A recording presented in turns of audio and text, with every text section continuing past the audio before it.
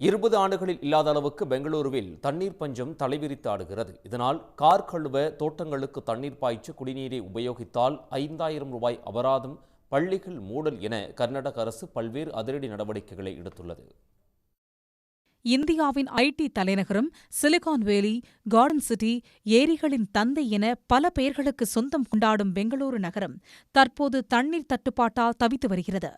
1,40,00,000 பேர் வசிக்கும் பெங்களூரு நகருக்கு நாள் ஒன்றிற்கு 26,000 லட்சம் லிட்டர் தண்ணீர் தேவைப்படுகிறது. ஆனால் தற்போது 14,000 லட்சம் லிட்டர் தண்ணீர் மட்டுமே கிடைக்கிறது.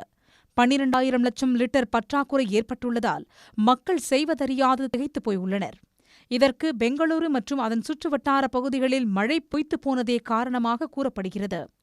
தண்ணீர் பஞ்சத்தை சாதகமாக பயன்படுத்திக் கொண்ட டேங்கர் லாரிகள் விலையை 2 மடங்காக உயர்த்தியுள்ளன.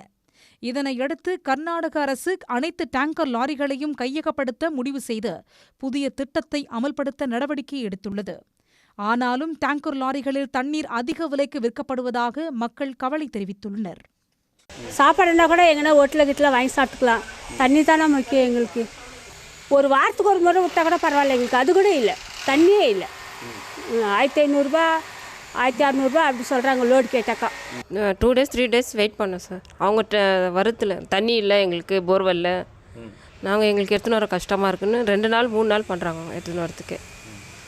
ரொம்ப கஷ்டமாயிட்டுருக்காங்க தண்ணிக்கு. தண்ணீர் தட்டுப்பாட்டை சமாளிக்க கர்நாடக அரசு பல அதிரடி நடவடிக்கைகளை எடுத்து வருகிறது.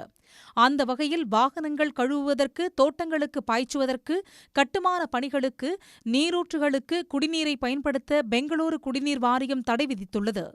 விதியை மீறினால் 5000 ரூபாய் அபராதம் விதிக்கப்படும் என்றும், மீண்டும் தடையை மீறினால் ஒவ்வொரு முறையும் 500 ரூபாய் அபராதம் விதிக்கப்படும் எனவும் பெங்களூரு குடிநீர் வாரியம் எச்சரிக்கை விடுத்துள்ளது. இதனிடையே தனியார் பள்ளிகள் தற்காலிகமாக மூடப்பட்டுள்ளன. சில பள்ளிகளில் ஆன்லைன் மூலம் வகுப்பு நடத்தப்படுகிறது. இந்நிலையில் பெங்களூரு நகரம் விரிவாக்கம் செய்யப்பட்ட பகுதிகளில் விரைந்து காவிரி குடிநீர் இணைப்பு வழங்க வேண்டும் என பொதுமக்கள் கோரிக்கை விடுத்துள்ளனர். கொஞ்சம் காவேரி இது கொஞ்சம் சீக்கிரம் இது பண்ணாக்கா நம்மளுக்கும் கொஞ்சம் ஃபெசிலிட்டிஸ் நல்லாயிருக்கும் இல்லைங்களா.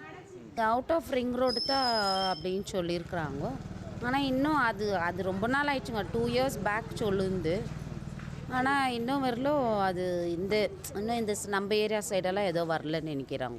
பெங்களூரு மட்டுமல்லாமல் துமுக்குரு, உத்தரகன்னடா மாவட்டங்களிலும் கடுமையான தண்ணீர் பஞ்சம் நிலவுகிறது. இதனால் தினசரி தேவைகளுக்கு கூட தண்ணீர் இல்லாமல் மக்கள் அவதியடைந்துள்ளனர். இந்நிலையில் தண்ணீரை சிக்கனமாக பயன்படுத்த அறிவுறுத்தியுள்ள கர்நாடக அரசு நிலைமையை கூர்ந்து கவனித்து உரிய நடவடிக்கைகள் எடுத்து வருவதாக கூறியுள்ளது. உடனுக்குடன் செய்திகளை தெரிந்து கொள்ள சன் நியூஸ் பெல் ஐகானை கிளிக் பண்ணுங்க.